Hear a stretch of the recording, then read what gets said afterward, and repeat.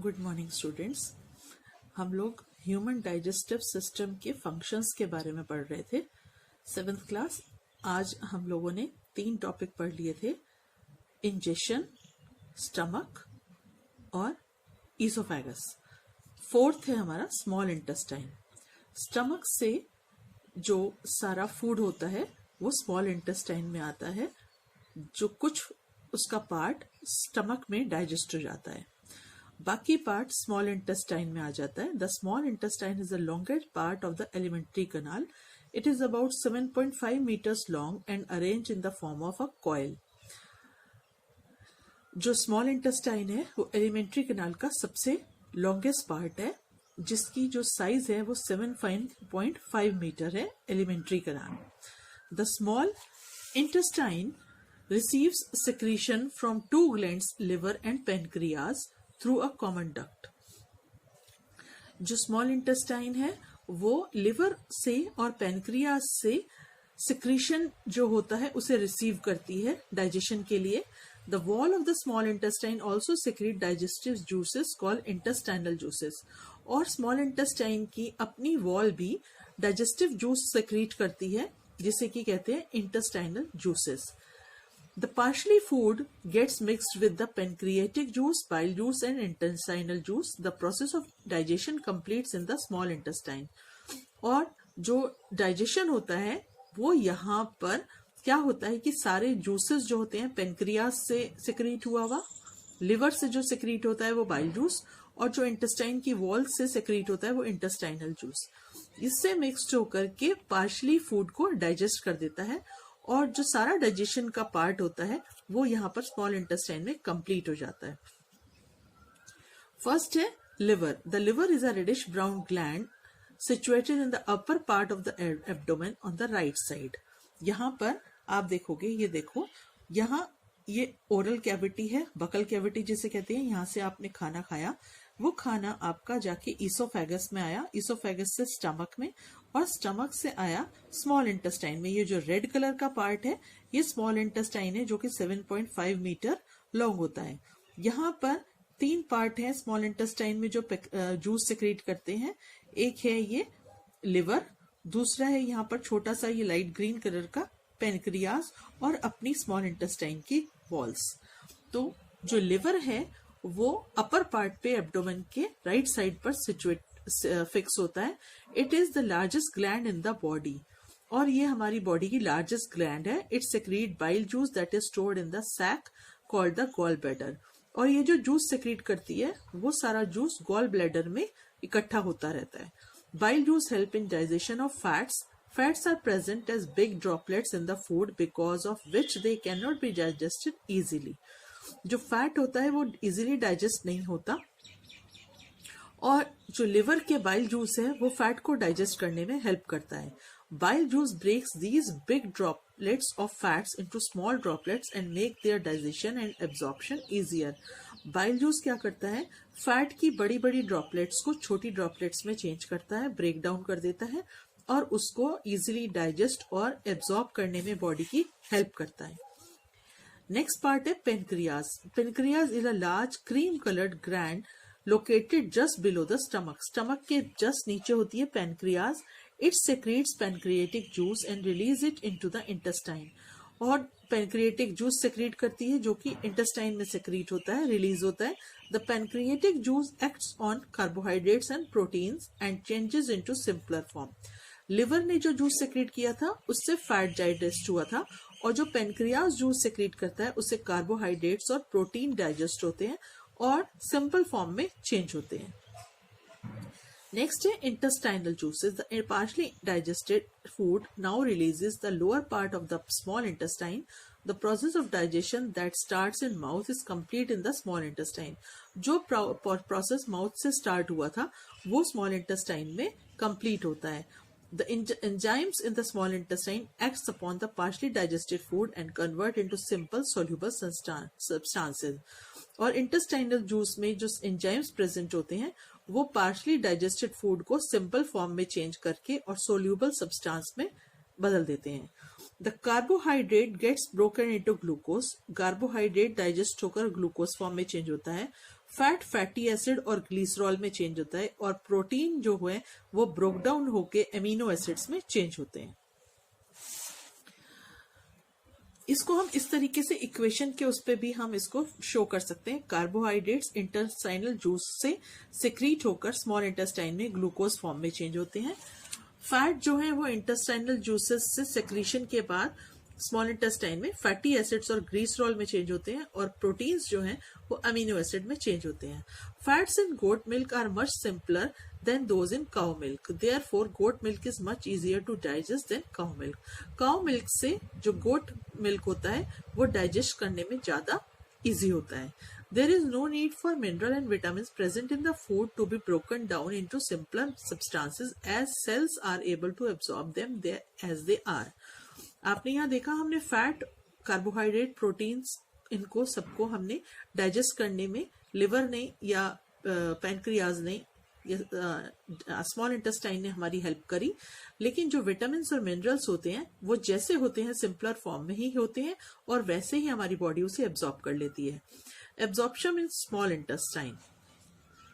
The process of absorption occurs in the small intestine. The inner wall of the small intestine has millions of finger-like projections or folds called villi.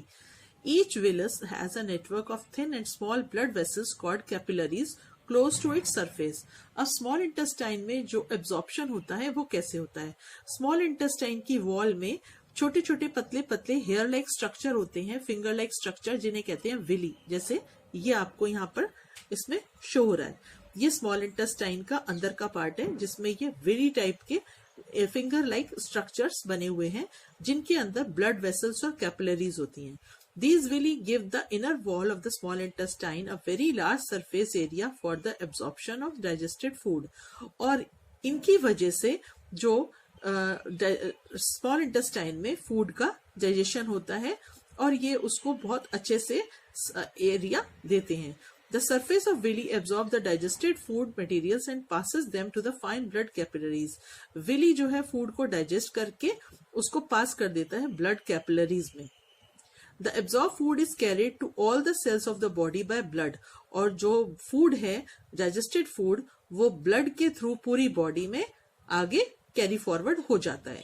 This food is utilised by the cell to release energy, और फिर उसके बाद ये food हमें energy provide करता है।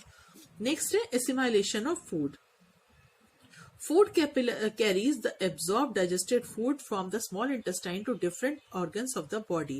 The digested food is used to build complex substances such as proteins required for the growth and repair of body tissues. This is final stage in the process of digestion is known as assimilation. Blood जो है वो absorbed digested food को small intestine से absorb करके और body के सारे organs में उसको जैसे कि प्रोटीन है ग्रोथ के लिए, और ये सारी चीजें पूरे बॉडी को प्रोवाइड करता है। और इस फाइनल स्टेज को जिसमें कि डाइजेशन होता है, डाइजेशन से फूड डाइजेस्ट होकर पूरी बॉडी में फैल जाता है ब्लड के थ्रू, उसे कहते हैं assimilation. In cells glucose break down with the help of oxygen into carbon dioxide and water.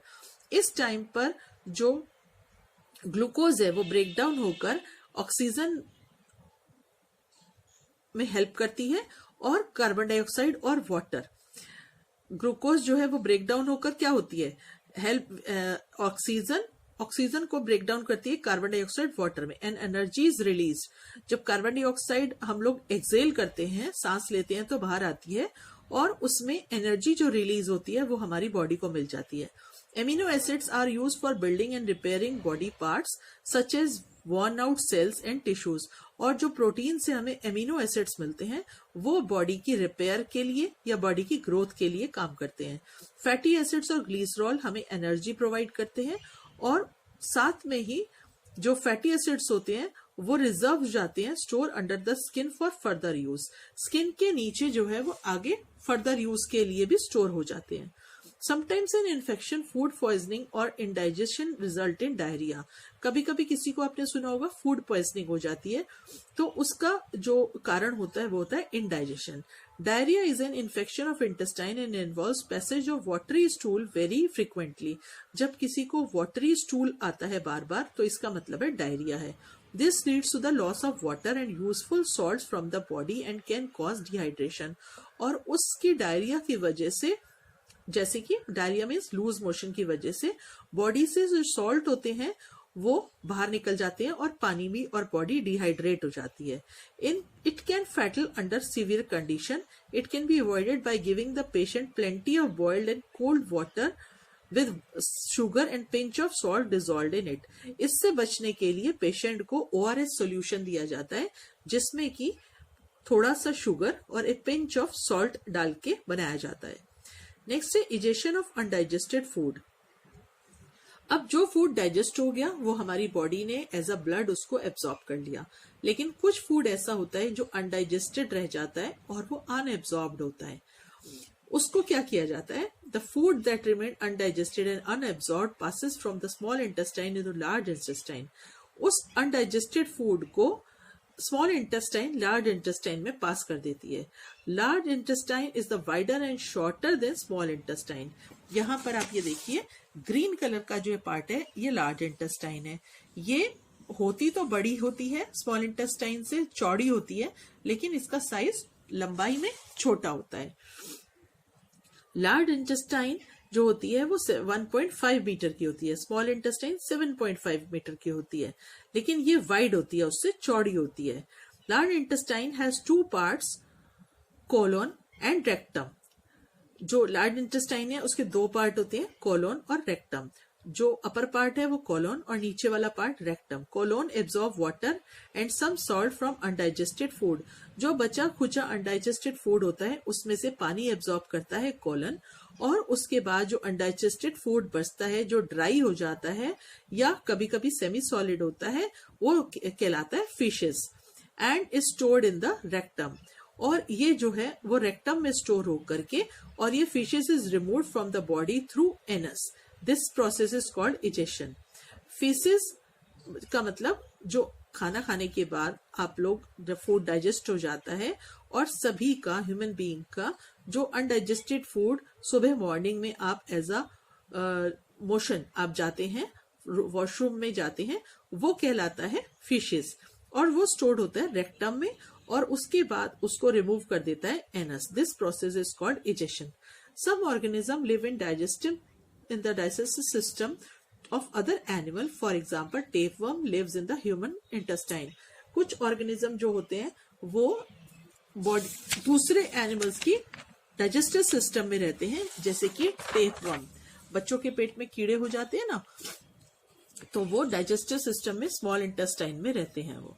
We should include roughage in our diet as it helps the food move through the digestive system in bowel movements and prevent constipation. हमें इसीलिए हमें अपने खाने में roughage जो है खाना का यूज करना चाहिए, मतलब कि सैलेड एंड फ्रूट्स का, ताकि जो डाइजेशन जब कंप्लीट हो तो उससे सारी जितना अनडाइजेस्टेड फूड है उसको इजीली बॉडी से बाहर निकाला जा सके. Bile juice help in the digestion of fats. The carbohydrate get broken down into glucose. Constipation and stomach ulcer are digestive disorders. In constipation, the person suffers from difficult bowel movements characterized by a dry and hardened feces. Constipation का क्या मतलब है? जब किसी को potty नहीं आती है, पेट में दर्द होता है, पेट में गोल गोल घूमता है कि बहुत दर्द हो रहा है, तो वो कंडीशन कहलाती है कॉन्स्टिपेशन. और अगर हम अच्छे से लिक्विड का यूज करें, पानी का यूज करें और रफेज खाएं अपनी डाइट में, तो कॉन्स्टिपेशन की प्रॉब्लम नहीं होती. दूसरा होता है ulcer. Person with stomach ulcer develop a painful wound on the wall of stomach. Eating food too quickly and not chewing it properly leads to excessive production of hydrochloric acid in the stomach. In this condition persists for a long period of time, the excessive hydrochloric acid destroys the inner lining of the stomach. जो लोग खाना बहुत जल्दी से खाते हैं या अच्छे से चबाकर नहीं खाते, उनकी बॉडी में हाइड्रोक्लोरिक एसिड ज्यादा प्रोड्यूस होता है और उसकी वजह से स्टमक में अल्सर होने का, उनकी जो स्टमक के अंदर जख्म हो जाने का खतरा रहता है, जो कि बहुत पेनफुल होता है. आज के लिए इतना ही. अब हम नेक्स्ट उसमें पढ़ेंगे न्यूट्रिशन इन अमीबा. आज के लिए इतना ही.